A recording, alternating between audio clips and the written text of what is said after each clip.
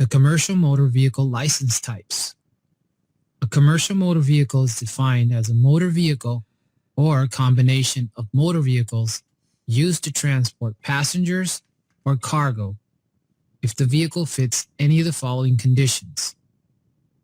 Class A, or a combination vehicle. This class includes tractor-trailer, truck and trailer combinations, tractor-trailer buses. If you hold a Class A license and you have the correct endorsements, you may also operate vehicles listed in Classes B and C.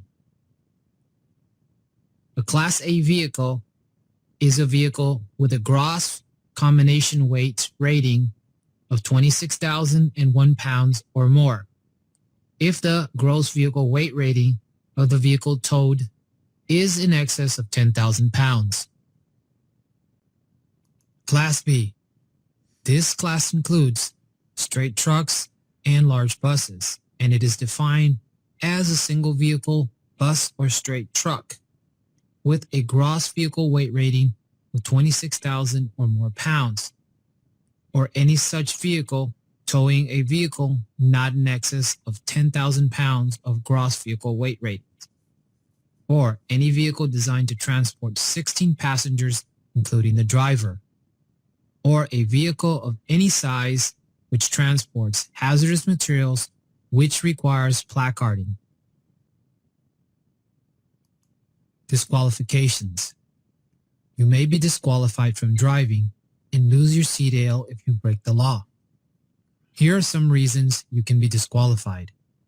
Alcohol, or leaving the scene of an accident, committing a felony, serious traffic violations, violation of an out-of-service order, or railroad crossing violations.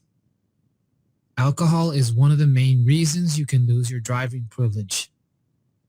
It is illegal to operate a commercial motor vehicle if you have a blood alcohol concentration of 0.04 or more.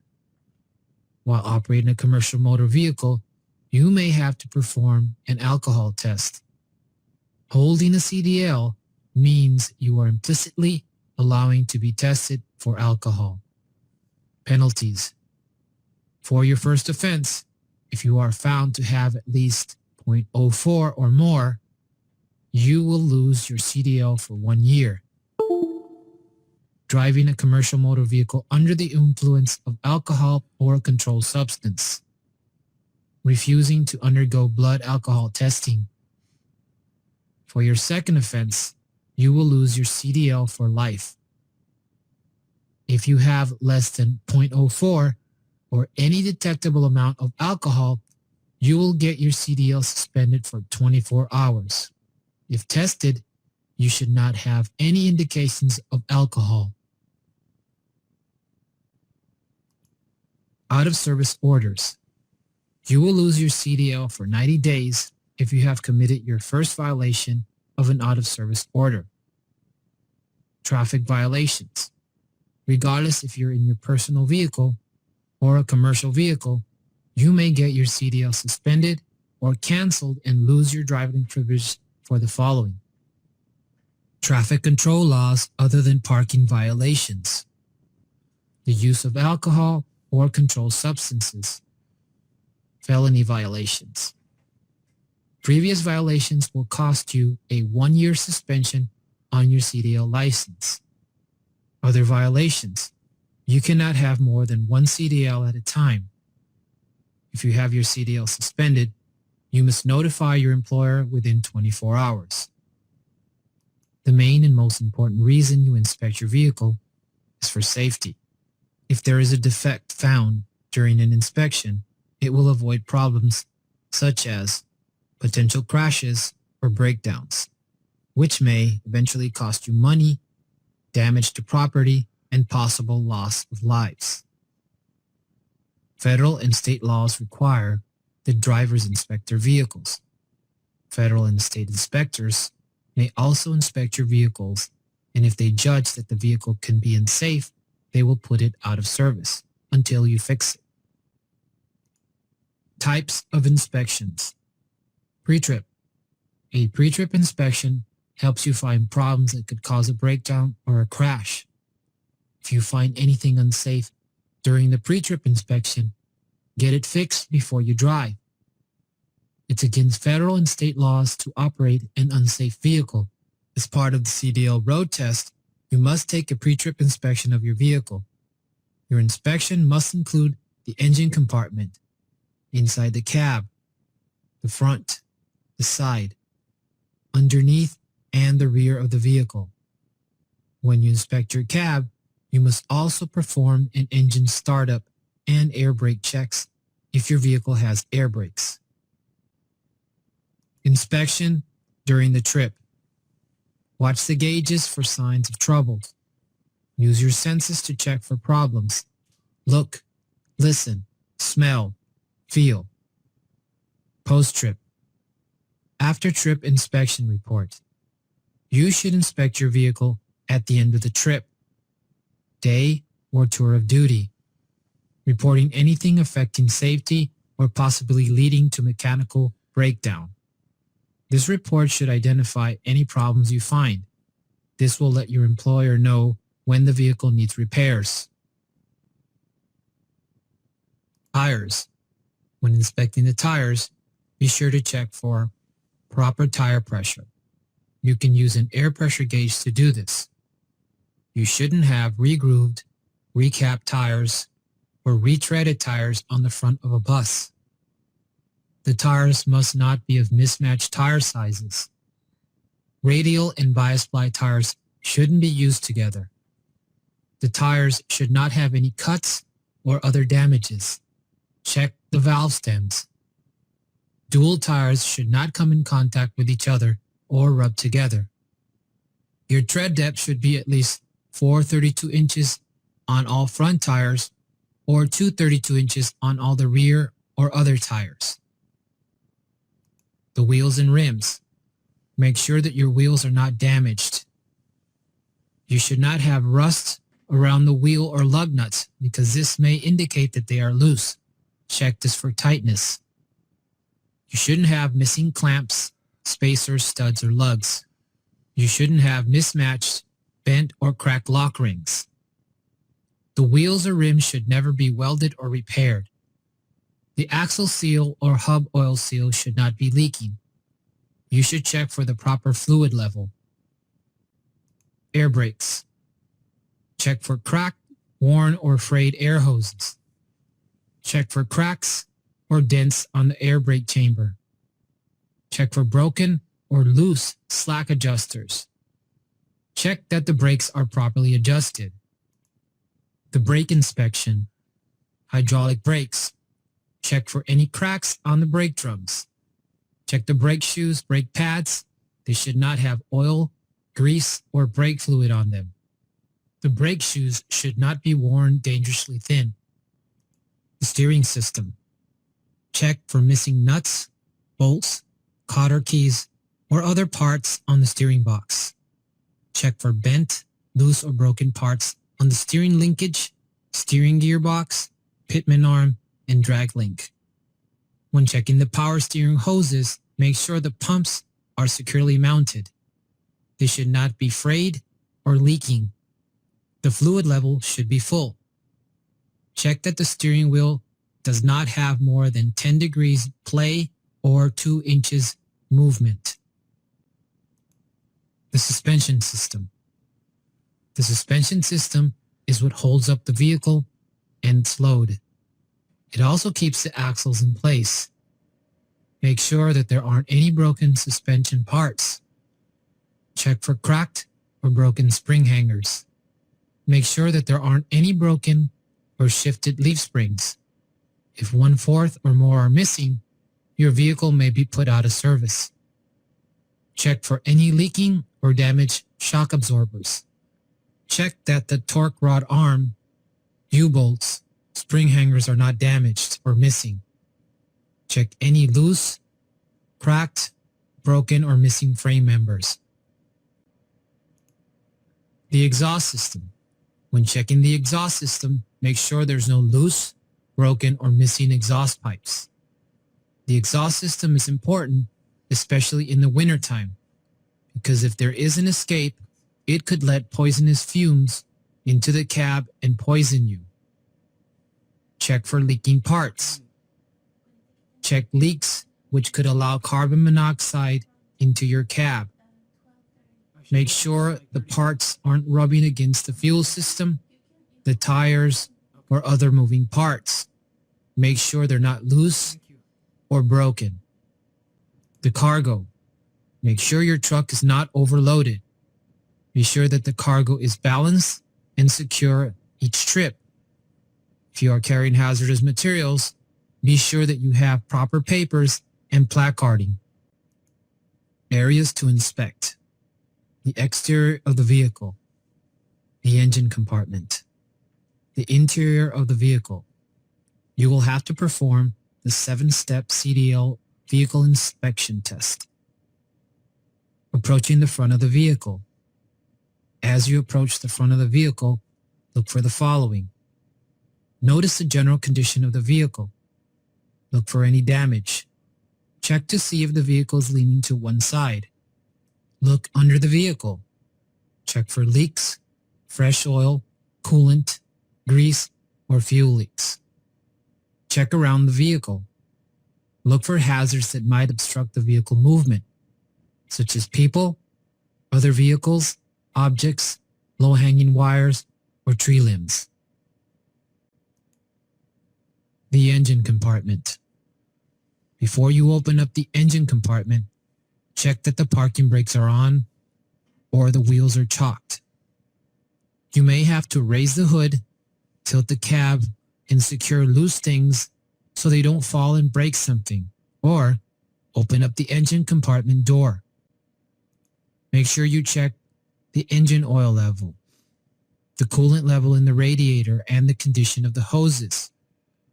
Check the power steering fluid level and the condition of the hose. Make sure you have battery fluid level and connections and tie downs are properly secured. The automatic transmission fluid, you may have to start the engine to do this. Check the belts for tightness and wear, such as the alternator, water pump, and air compressor. You shouldn't have any leaks in the engine compartment. Make sure there's no fuel, coolant, oil, power steering fluid, hydraulic fluid leaks. Also, check the water pump.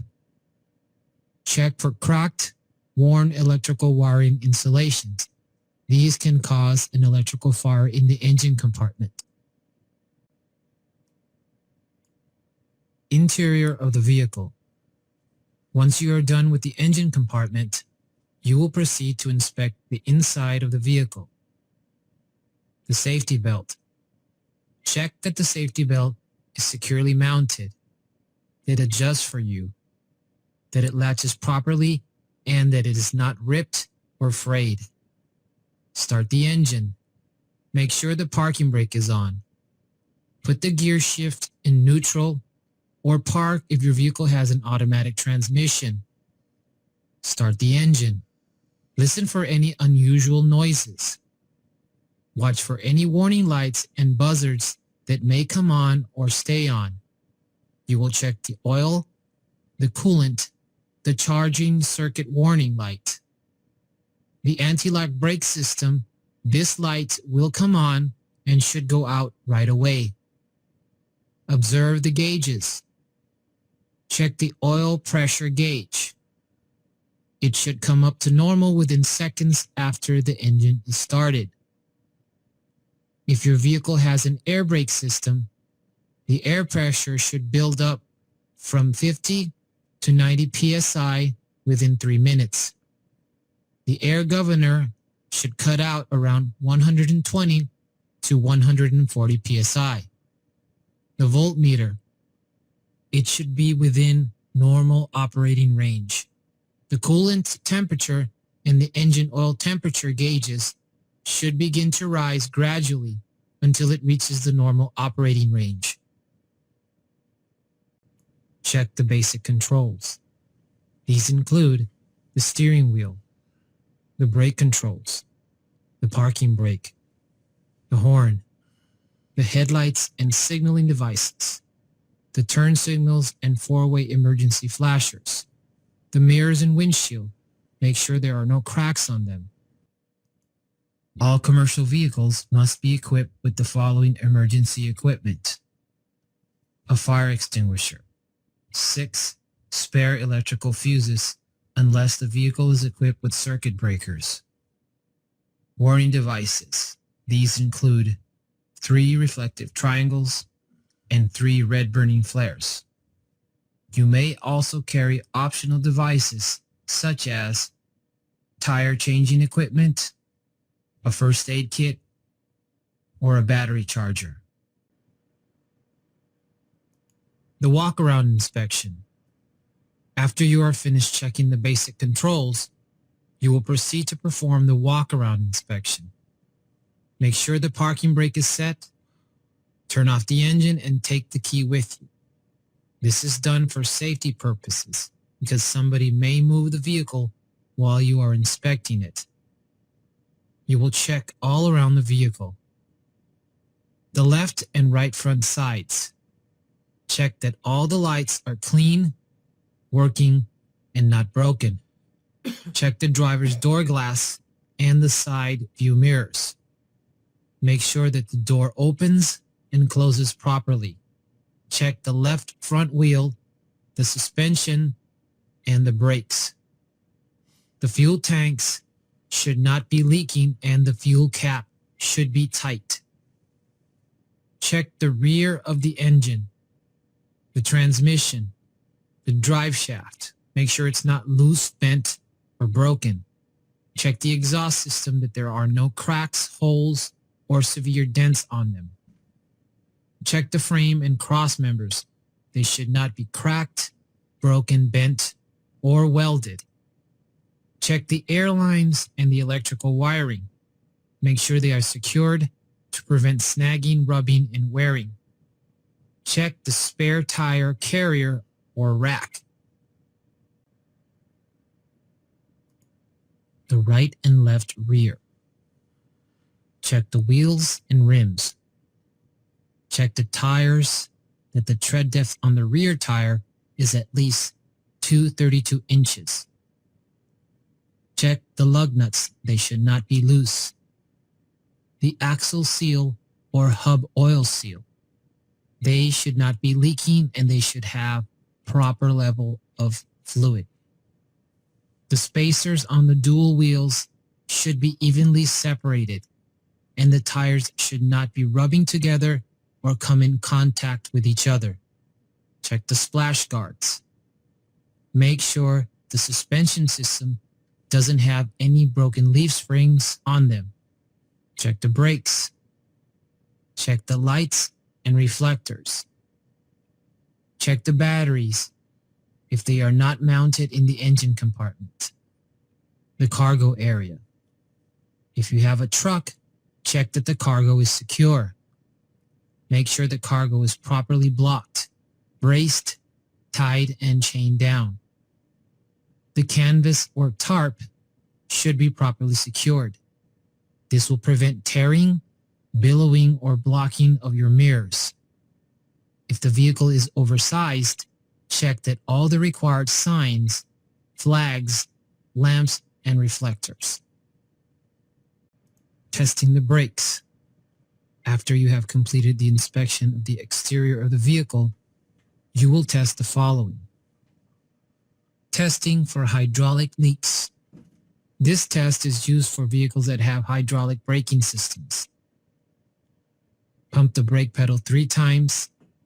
Apply firm pressure to the brake pedal and hold for 5 seconds. The pedal should not move or go to the floor. If it does, there may be a leak or other problem. Get it fixed before driving. The service brake test. Drive about 5 miles per hour. Push the brake pedal down firmly. You might need to have your brakes fixed if you experience any of the following. The vehicle is pulling to one side or the other. Any unusual brake pedal feel or a delayed stopping action. Testing the parking brakes. Some steps may vary depending on if you have a truck or a tractor trailer. Fasten your seatbelt. Set the parking brakes on the power unit on. Release the trailer parking brake if applicable. Place the vehicle into a low gear if you are driving a manual vehicle. Gently pull forward against the parking brake to make sure the parking brake holds. Repeat the same steps for the trailer with the trailer parking brake set and the power unit brakes released. If it does not hold the vehicle, it is faulty. Have the problem fixed. Inspecting your cargo. After starting, you should inspect your cargo and devices within the first 50 miles after you begin the trip. Recheck. Recheck the cargo after you have driven 3 hours or 150 miles or every time you take a break during driving. Basic control of your vehicle. If you will be driving a commercial vehicle, you should know how to accelerate, steer, and stop correctly. You will also have to know how and when to back up.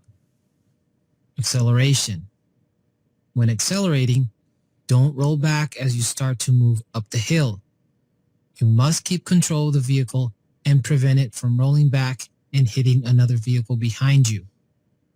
With a manual transmission, partially engage the clutch before you take your right foot off the brake. Put on the parking brake. This will keep your vehicle from rolling back. Apply power to the accelerator, and once you have enough power, release the parking brake. Rough acceleration. When speeding up, you should do so smoothly and gradually, so the vehicle does not jerk. Rough acceleration can cause mechanical damage. If you are pulling a trailer, rough acceleration can damage the coupling. Speeding up. This should be done gradually, especially when traction is poor or the road is wet or slippery. If you use too much power, the drive wheels may spin and you could lose control of the vehicle. If your drive wheels begin to spin, take your foot off the accelerator. Steering. You should hold the steering wheel firmly. Both of your hands should be on opposite sides, 10 and 2 o'clock respectively. If you hit a curve or a pothole, the steering wheel can pull away from your hands. This may cause you to lose control of your vehicle and possibly hit an object on the side of the road or get into an accident with another vehicle. Stopping. Push down on the brake pedal gradually. You should control the amount of pressure applied to the brakes so the vehicle comes to a smooth, safe stop. Don't slam on the brakes because it could be unsafe for any of the passengers riding aboard, and it can cause your vehicle to lock the wheels and go into a skid. Backing up. You're not always going to be able to see everything behind you. That's why backing up is always dangerous. You should avoid backing up whenever you can. Remember, there are blind spots that you cannot see with your mirrors. When you park, give yourself enough room to pull forward and exit. This will also help you to avoid accidents while pulling out. Safety tips for backing up. Be sure to always check that your mirrors are aligned. Back up slowly. Back and turn towards the driver's side whenever possible. Use a helper whenever available. Look at your path and check your mirrors. You should get out of the vehicle and inspect that your path is clear. Check your clearance to the sides and overhead if you are unsure. When backing up, turn towards the driver's side because you have more visibility from that side. You can always look outside the driver's window to increase your visibility. But if you back towards the right side, it can be very dangerous because you can't see as well. Use a helper when one is available. There are blind spots that you cannot see. even with the mirrors properly adjusted. The helper should stand near the back of the vehicle and communicate with hand signals. The most important hand signal is the signal to stop. Shifting gears. Knowing how to shift gears will give you more control of your vehicle. If you can't get your vehicle into the right gear while driving, you will have less control. Most heavy vehicles with unsynchronized manual transmissions require double clutching to change gears. These are the steps for double clutching. Release the accelerator, push in the clutch, and shift to neutral at the same time. Release the clutch. Let the engine and gears slow down to the RPM required for the next gear. Push in the clutch and shift to the higher gear at the same time. Release the clutch and press the accelerator at the same time. Don't remain too long in neutral. You may have difficulty putting the vehicle into the next gear. Don't try to force it. Return to neutral, release the clutch, increase the engine speed, and try again. Downshifting like upshifting requires knowing when to shift. There are two basic ways that tell you when you should shift. Watch your tachometer and shift up when your engine reaches the top of the range. Use the road speed and watch your speedometer. Special conditions where you should downshift. Before going down a hill, slow down and shift down to a speed that you can control without needing to use the brakes. Otherwise, the brakes can overheat and lose their braking power. Downshift before starting down the hill. Make sure you are in a low enough gear, usually lower than the gear required to climb the same hill. Before entering a curve, slow down to a safe speed and downshift to the right gear before you enter the curve. This will let you use power through the curve and help the vehicle become more stable. It also allows you to speed up as soon as you are out of the curve. Safe speeds indicate that you should be driving 5 to 10 miles below the posted speed limit. Multi-speed, rear axles, and auxiliary transmissions. These provide extra gears compared to a vehicle with an automatic transmission that has less gears. You usually control them by a selector knob or switch on the gear shift lever of the main transmission. Retarders are used to slow the vehicle down and reduce the need for using your brakes. They reduce brake wear and give you another way to stop. There are 4 basic types of retarders: engine, exhaust, hydraulic, and electric. The retarder can be turned on and off by the driver. On some vehicles, the retarder power can be adjusted. The retarder will apply the braking power to the drive wheels only whenever you take your foot off the accelerator all the way. These devices can be noisy, so make sure you know where you can use them. Caution: when your drive wheels have poor traction, the retarder may cause them to skid.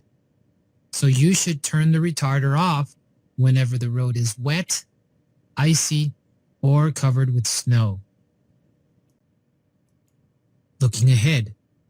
All good drivers look well ahead to make sure they have room to make changes safely and detect any possible emergencies that may occur on the road. Good drivers will shift their attention back and forth, near and far, looking for hazards that can turn into emergencies. Most good drivers look ahead, but many do not look far enough ahead. You should be looking at least 12 to 15 seconds ahead. If you're driving in the city at low speeds, 12 to 15 seconds equals about 1 block distance. If you're traveling on the highway at higher speeds, 12 to 15 seconds equals about a quarter of a mile. While you are monitoring traffic, you should be looking for vehicles coming onto the highway, merging into your lane, or turning. You should also be watching for brake lights from slowing vehicles in front of you. By seeing these things far enough ahead, you can change your speed or change lanes if necessary to avoid a problem. If a traffic light has been green for a long time, start slowing down because it may probably change before you get there. Check your mirrors. Because stopping or changing lanes can take a lot of distance, you should make regular checks of your mirrors. Remember to check to the sides and rear of your vehicle. There are blind spots that your mirrors cannot detect. Mirror adjustment should be checked prior to the start of any trip, and they can only be checked correctly when the trailers are straight. Check the sides and rear of your mirrors to see if someone moves into your blind spot. Use the mirrors to keep an eye on your tires. It is one way to spot a tire fire. Use the mirrors to check the cargo area for loose straps, ropes, or chains. Watch for flapping or ballooning tarp. Lane changes. Check your mirrors before making a lane change. After you have put your signal on, double check that your path is clear, and after making the lane change. Turns. While making turns, check your mirrors to make sure that the rear of your vehicle will not hit anything.